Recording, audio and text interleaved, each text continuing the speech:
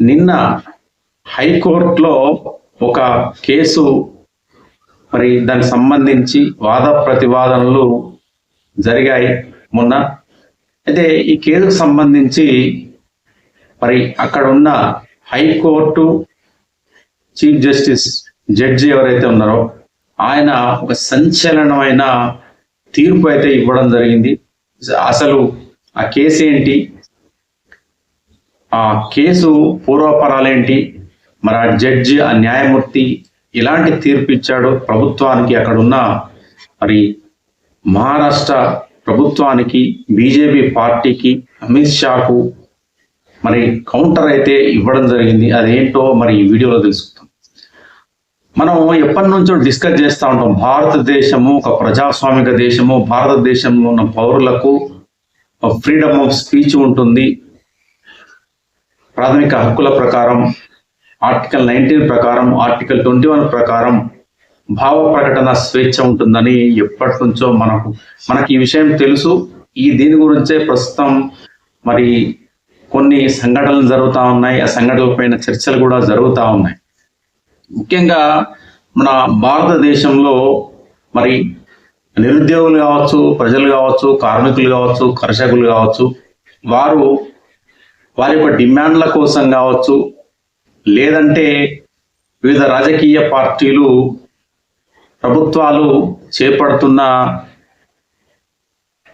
కార్యక్రమాల గురించి కావచ్చు, చట్టాల గురించి కావచ్చు, ప్రభుత్వ పాలసీల గురించి కావచ్చు, ఎప్పటికప్పుడు వివిధ రాజకీయ పార్టీలు కూడా ప్రభుత్వాలను ప్రశ్నిస్తూ ఉంటాయి, నిరసనలు తెలియజేస్తూ ఉంటాయి,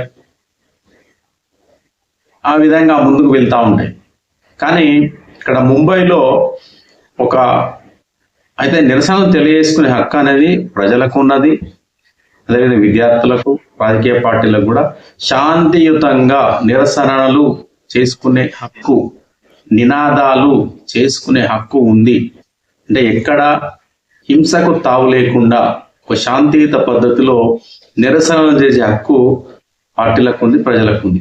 అయితే ముంబై రాష్ట్రంలో ఒక పార్టీకి సంబంధించిన ప్రధాన కార్యదర్శి, అంటే జనరల్ సెక్రటరీ ఒక ఆయన, ఆ పార్టీ పేరు ఏంటంటే social democratic party of India. మరి పార్టీకి చెందిన మరి జనరల్ సెక్రటరీ ఎవరైతే ఉన్నారో అతని పేరు వచ్చేసి సయీద్ అహ్మద్ అబ్దుల్ వాహీద్ చౌదరి. ఇతని ఆధ్వర్యంలో కొంతమంది అనుచరులతో కలిసి మరి ముంబైలో, అంటే మన హైదరాబాద్లో ఎట్లా అయితే ధర్నా చౌక్ ఉంటుందో, ఢిల్లీలో జంతర్ మంతర్ లాగా ముంబైలో కూడా ఒక ప్లేస్లో మరి ఆయన రోజు మరి చాలా సార్లు, అనేక మార్లు మరి బీజేపీ ప్రభుత్వానికి వ్యతిరేకంగా, అమిత్ షాకు వ్యతిరేకంగా, మోడీకి వ్యతిరేకంగా, మరి అక్కడ ఉన్న మహారాష్ట్ర ప్రభుత్వానికి వ్యతిరేకంగా మన నినాదాలు చేస్తూ, నిరసనలను వ్యక్తం చేస్తూ వస్తున్నాడు. అంటే 2019 నుండి 2024 వరకు పలుమార్లు, అనేక మార్లు ఈయన నిరసనలు చేశాడు. ఈ నిరసనలు కూడా అంటే రైతు వ్యతిరేక చట్టాల గురించి, ప్రజా వ్యతిరేక చట్టాల గురించి, ప్రభుత్వాలు ఏవైతే కొన్ని పాలసీలు ఉంటాయో ఆ పాలసీలకు వ్యతిరేకంగా, ఇంకా అనేక అంశాల గురించి కూడా మరి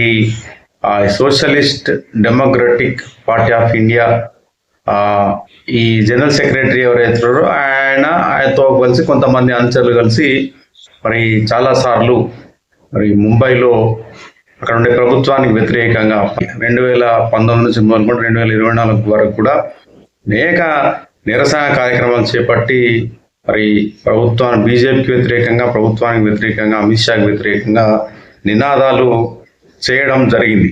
అంటే కొంతమంది అనుచరులతో కలిసి జెండాలు పట్టుకొని నిరసనలు వ్యక్తం చేశాడు. ఈ నిరసనలో కొన్ని నినాదాలు చేశాడు. ఆ నినాదాలు ఏంటంటే అమిత్ షా ముర్దాబాద్, బీజేపీ ముర్దాబాద్, బీజేపీ ప్రభుత్వం డౌన్ డౌన్, ఇట్లా మరి బీజేపీ పైన, అమిత్ షా పైన, మహారాష్ట్ర ప్రభుత్వం పైన ఆయన అనేక మార్లు ఇట్లా నినాదాలు చేసి వెళ్ళడంతో మరి అక్కడ ఉన్న ప్రభుత్వం కూడా చాలా సీరియస్గా తీసుకోవడంతో మరి పోలీసులు అంటే దాదాపు 2025లో మరి పోలీసులు డిసెంబర్ 3న ముంబై నుండి ఈయనను బహిష్కరిస్తూ ఉత్తర్వులు జారీ చేశారు. ఎవరిని? ఈ ఏదైతే democratic socialist democratic party of India general secretary ఎవరైతే ఉన్నారో ఈ సయీద్ చౌదరి అనే వ్యక్తిని ముంబై నుండి 1 సంవత్సరం పాటు బహిష్కరిస్తూ ఉత్తర్వులు జారీ చేశారు ముంబై పోలీసులు, అక్కడ ఉండే కమిషనర్.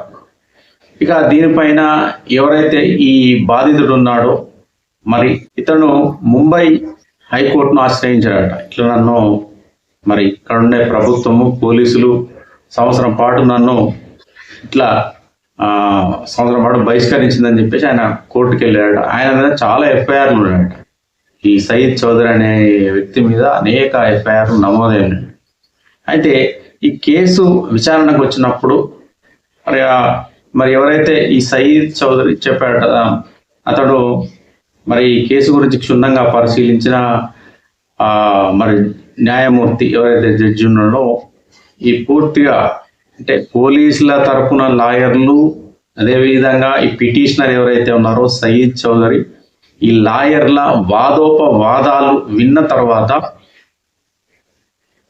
మరి ఎవరైతే జడ్జు మాధవ్ జామ్దార్ అనే జడ్జు న్యాయమూర్తి, హైకోర్టు న్యాయమూర్తి సంచలన తీర్పు అయితే ఇవ్వడం జరిగింది. అంటే ప్రజాస్వామ్య వ్యవస్థలో ప్రజలకు నిరసనలు తెలిపే హక్కు లేదా? ఈ ప్రజాస్వామ్య వ్యవస్థలో ప్రజలకు నినాదాలు చేసే హక్కు లేదా? నిరసనలు చేపడితే, నినాదాలు చేస్తే రాష్ట్రం నుండి బహిష్కరిస్తారా అని చెప్పేసి ఆయన ప్రభుత్వాన్ని ప్రశ్నించాడు. అదేవిధంగా పోలీసులను కూడా మరి ఆయన ప్రశ్నిస్తూ అనేక అంశాలను కూడా లేవనెత్తాడు. ఇక పోలీసులు అనేవారు ముఖ్యమంత్రులకు, ప్రభుత్వ అధికారులకు, మంత్రులకు, ప్రభుత్వాధినేతలకు మీరు సేవకులుగా ఉన్నారా, లేదంటే రాష్ట్రంలోని ప్రజలకు మీరు సేవకులుగా ఉన్నారా, ప్రజల కోసం పనిచేస్తున్నారా, పాలకుల కోసం పనిచేస్తున్నారా మీరు అని చెప్పేసి వాళ్లకు చురకలు అంటించారట.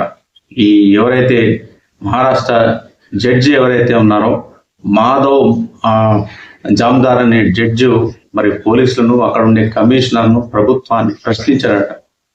అంటే నిరసనలు అంటే ప్రజలు ఎప్పుడు మరి ప్రభుత్వానికి బానిసలుగా ఉండాలా, బానిసలుగానే వ్యవహరించాలా, వారు ప్రశ్నించకూడదా, నిరసనలు చేయకూడదా, వారు నినాదాలు చేయకూడదా, నినాదాలు చేస్తే బహిష్కరిస్తారా అంటూ వాళ్ళకు చురకలంటిస్తూ మరి ఈ కేసును మరి ఆయన కొట్టివేయడం జరిగింది.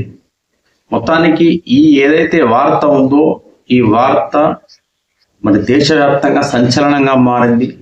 మరి చాలా కాలం నుండి కూడా న్యాయస్థానాల్లో ప్రభుత్వాలకు అనుకూలంగా తీర్పులు వస్తున్నాయి. కానీ మరి హైకోర్టు జడ్జి ఎవరైతే ఉన్నారో ఈ మాధవ్ జామ్దార్ అనే న్యాయమూర్తి చాలా అద్భుతమైన, చాలా న్యాయమైన, నిష్పక్షపాతంగా పిటిషనర్ తరపు, ప్రజాస్వామ్యం తరపున ప్రాథమిక హక్కులను కాపాడుతూ రాజ్యాంగాన్ని పరిరక్షిస్తూ తీర్పు ఇచ్చాడని చెప్పేసి అయితే అందరూ ఈరోజు సోషల్ మీడియాలో ఆయనను అభినందిస్తున్నారు, హర్షాన్ని వ్యక్తం చేస్తున్నారు. అంటే ఇక్కడ న్యాయస్థానాలు కూడా ఎట్లా అంటే ప్రజల యొక్క హక్కులను, ప్రజల యొక్క వాక్ స్వాతంత్రాన్ని, ఈ రాజ్యాంగ పరంగా ఉన్న హక్కులను మరి కాపాడాల్సిన బాధ్యత, సంరక్షించాల్సిన బాధ్యత న్యాయస్థానాలదే. న్యాయస్థానాలు ఇలా వ్యవహరిస్తేనే మరి రాష్ట్రాల్లో, దేశంలో పనిచేసే ప్రభుత్వాలు కూడా కొంచెం జాగ్రత్తగా పనిచేస్తే ఆ ప్రభుత్వాలకు కూడా భయం ఉంటుందని చెప్పేసి కూడా చాలా మంది నెటిజన్లు ఈరోజు మరి ఈ యొక్క తీర్పు పట్ల అభినందనలు అయితే వ్యక్తం చేస్తూ ఉన్నారు. మన దేశంలో రాజకీయ పార్టీలు వ్యవహరిస్తున్న తీరు ఇప్పుడు మనం రావణ్ ఎవరైతే ఉన్నారో రావణ్ సరే, అతను మతాలను రెచ్చగొట్టాడు, పవన్ కళ్యాణ్ కించపరిచాడు. ఏది ఏమైనప్పటికీ మరి కోర్టులు బెయిల్ ఇచ్చిన తర్వాత మళ్ళీ అరెస్ట్ చేయడం, మళ్ళీ బెయిల్ ఇచ్చిన తర్వాత మళ్ళీ అరెస్ట్ చేయడం, లోపడేయడం. అంటే మొత్తం మీద అయితే అంటే ఎవరు ప్రశ్నించొద్దు, ఎవరు విమర్శించొద్దు అన్న చందంగా ప్రభుత్వాల నేతలు, నాయకులు ఈరోజు వ్యవహరిస్తున్న సందర్భంలో మరి ముంబైలో ఇలాంటి తీర్పు రావడం అనేది నిజంగా గర్వించదగ్గ అంశము, అభినందించదగ్గ అంశం అని మనం చెప్పాలి. మరి దేశంలోని అన్ని సోషల్ మీడియా ప్లాట్ఫామ్స్ పైన ఈ వార్త అయితే ప్రస్తుతం వైరల్ అవుతా ఉన్నది. మొత్తానికి ఈ జడ్జి ఏదైతే ప్రస్తావించాడో అనేక అంశాలు ప్రస్తావించాడు. దీంతో పాటు ఆయన ఇంకేం ప్రస్తావించాడంటే ముంబైలో అసెంబ్లీకి కూతవేడు దూరంలో ఒక చిన్న పాప చనిపోయిందట యాక్సిడెంట్లో, ఒక కార్ యాక్సిడెంట్లో. అదే రోజు మరి ఈ ముంబై అసెంబ్లీలో మరి పార్టీల మధ్య, అధికార పార్టీ ప్రతిపక్ష పార్టీల మధ్య పార్టీ ఫిరాయింపుల గురించి వాదోపవాదాలట, పెద్ద గొడవ జరుగుతా ఉందట. అయితే ఇక్కడ ఉండే మరి ఈ మాధవ్ జామ్దార్ అనే జడ్జి కూడా ఈ అంశాన్ని ప్రస్తావించాడట. మీరు ఇష్టం వచ్చినట్లు పార్టీలను ఫిరాయించవచ్చు, నాయకులు వాటి గురించి చర్చించవచ్చు, కానీ మరి అసెంబ్లీకి కూతవేడు దూరంలో ఒక పాప చనిపోతే అంశాన్ని మీరు చర్చించరా అని చెప్పేసి కూడా నాయకులను, పార్టీలను కూడా ఈ జడ్జు నిలదీయడం అనేది నిజంగా అభినందనీయమని చెప్పాలి. ఈ సందర్భంగా అసహనానికి గురైన మరి ఈ ముంబై హైకోర్టు జడ్జి ఇంకొక అంశాన్ని కూడా ప్రస్తావించాడట. మరి భారతదేశంలో అనేక రాష్ట్రాల్లో పార్టీ ఫిరాయింపులు, అంటే ప్రతిపక్ష పార్టీల నుంచి, ఇతర పార్టీల నుంచి అధికార పార్టీలోకి మరి పార్టీ ఫిరాయిస్తూ మరి వెళ్తున్నారు. అంటే పిటిషన్ ఉద్దేశించి కూడా అన్నాడట, ఎవరైతే సయీద్ చౌదరిని ఉద్దేశించి కూడా మీరు కూడా పార్టీ మారండి, మీ మీద అనేక ఎఫ్ఐఆర్లు ఉన్నాయి కదా, పార్టీ మారితే సరిపోతుంది అని చెప్పేసి అది కూడా మీరు పరిశీలించవచ్చు అని చెప్పేసి కూడా ఈ న్యాయమూర్తి మరి కోర్టులో ప్రస్తావించడం, ప్రజల కోసం సేవ చేస్తున్నారా, నాయకుల కోసం సేవ చేస్తున్నారా అని చెప్పి పోలీసులకు కూడా చురకలు అంటించిందట. కాబట్టి నిజంగా ఈ ఏదైతే అంశం ఏదైతే ఉందో ఈ అంశము, ఈ యొక్క తీర్పు అనేది మన భారతదేశంలో ఇది సంచలనం అని చెప్పాలి. ప్రజల యొక్క హక్కులు, వాక్ స్వాతంత్రం, ఫ్రీడమ్ ఆఫ్ స్పీచ్ అనేది మరి కాపాడబడాలంటే న్యాయస్థానాలు కూడా ఇట్లా నిజాయితీగా, ఒక ట్రాన్స్పరెంట్గా న్యాయస్థానాలు, జ్యుడిషియరీ, న్యాయ వ్యవస్థ పనిచేయాలని చెప్పేసి అయితే నా ఉద్దేశం.